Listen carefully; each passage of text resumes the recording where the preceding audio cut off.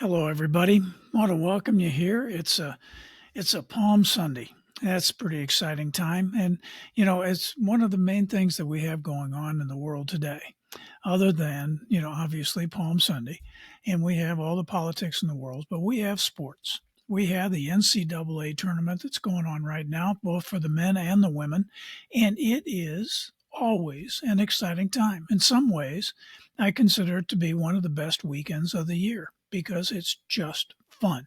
You just have all these teams, you have all this competition, you have all this healthy competition that are going on. You have coaches whose careers are being made. You have players who are going to be really well known at the next level when they get there. And it's just exciting to see these people fight their heart out to try to win a game. You know, watching sports is something that I've done forever, as long as I've been alive. From the earliest days of sitting around the house watching TV on Saturday and watching Pee Wee Reese and Dizzy Dane call a baseball game. And no one could really quite call one like Dizzy Dean did. And watch that through the years and watching baseball and football, basketball, golf, really whatever sport comes on. My neighborhood even had its own Olympics, every year because one of us had a stopwatch and we could go out there and we could actually time people as they ran a set distance and we could see how they would improve. And it is amazing how much faster a person can get when they practice and when they practice something. Sports are just exciting.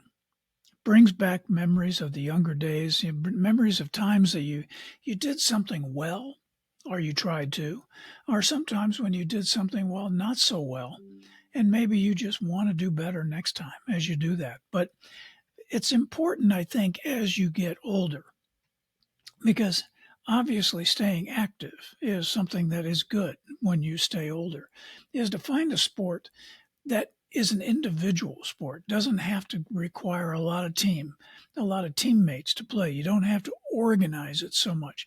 You can just go out and play it. Even if it's like tennis, even if it's just hitting the ball against the backboard and practicing, you can get a lot of energy out. You can get a lot of activity in. You can keep loose. You can keep moving.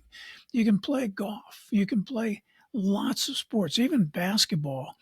Yeah, I've had a lot of great times in my life going out by myself with the basketball in a basket and just shooting hoops for 20, 30 minutes or anything, running after the ball, usually not being nearly as good as I used to remember that I was.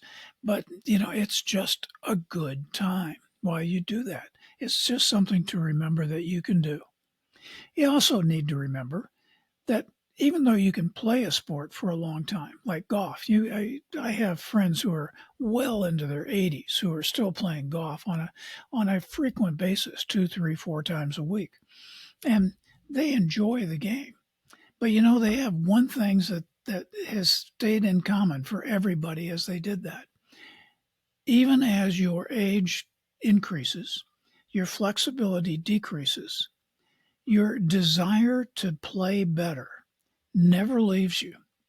You are always going to be, if you were competitive as a young person, you are going to be very competitive as an older person. And you will find ways to get this competition out of your system and hopefully in a healthy manner. So, my advice, pick your sport. Think about when you're of an age, play every sport that you possibly can and see which ones you really like. And then just keep playing those sports. And just make sure that you stay active and you stay as frequently able to get out there and play as you possibly can.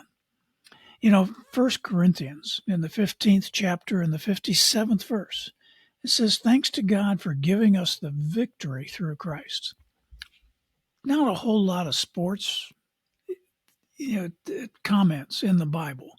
They're just not. I mean, you have David and Goliath where he is slinging the rock. That's definitely a sporting event, but in the most part, the Bible doesn't really cover the Olympics that are going to happen in Greece in a few years, and it just doesn't cover all that.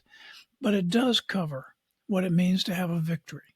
And in 1 Corinthians, it says that pretty well. Thanks to God for giving us the victory through Christ. So thanks for listening. I hope you enjoyed this. If you like it, subscribe to it, and please, let me know how I'm doing. I look forward to hearing from all of you. Thank you.